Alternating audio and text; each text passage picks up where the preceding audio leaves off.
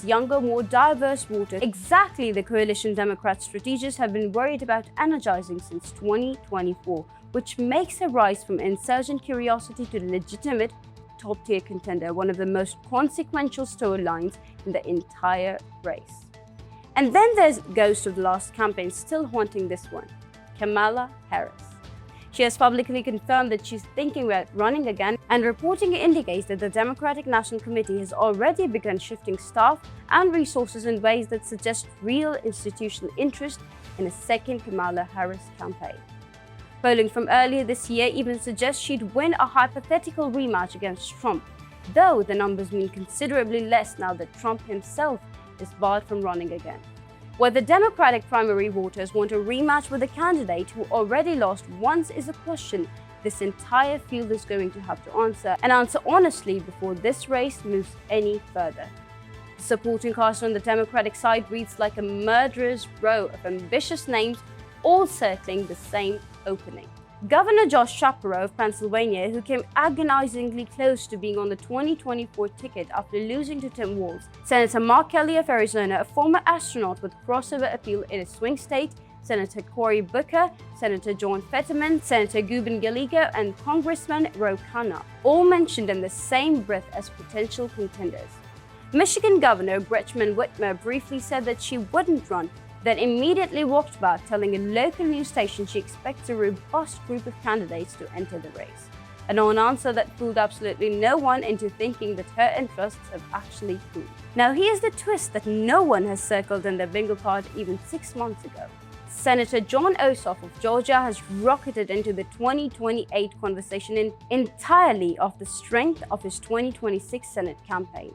His wild moments calling out corruption, his fundraising hauls, and a glowing national profile in the New York Times have all combined to push his prediction market odds from 3% up to 7% in a matter of months, contingent almost entirely on how his actual Senate race runs out this November. If Ossoff wins re-election convincingly, don't be shocked if his name jumps from dark horse curiosity to genuine top-tier contenders, particularly overnight, the exact same trajectory that turned obscure senators into national frontrunners in election cycle past. So why is all of this happening so much earlier and so much louder than it normally would? Part of it is structural. With no incumbent on either side, there's no clear heir apparent, no deference anyone has to pay to a sitting president running for re-election.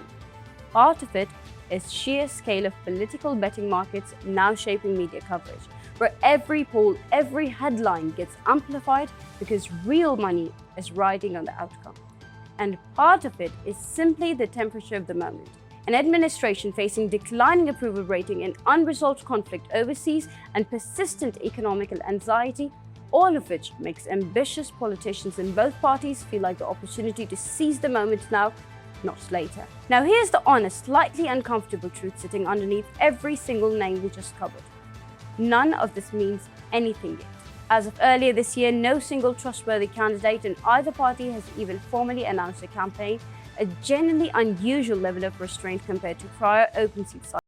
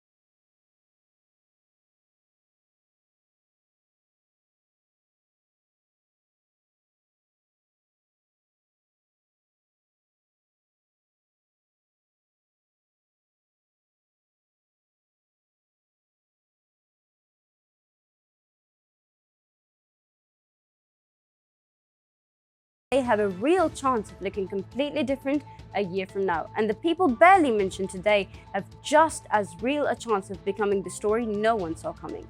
If this breakdown helped you make sense of a race that's already generating headlines more than 2 years before election date, share it with someone who keeps asking who's actually running in 2028, because right now, technically, the honest answer is still nobody, and yet somehow everybody. Share it with someone who keeps asking who's actually running in 2028, because right now, technically, the honest answer is still no one, and yet somehow everybody.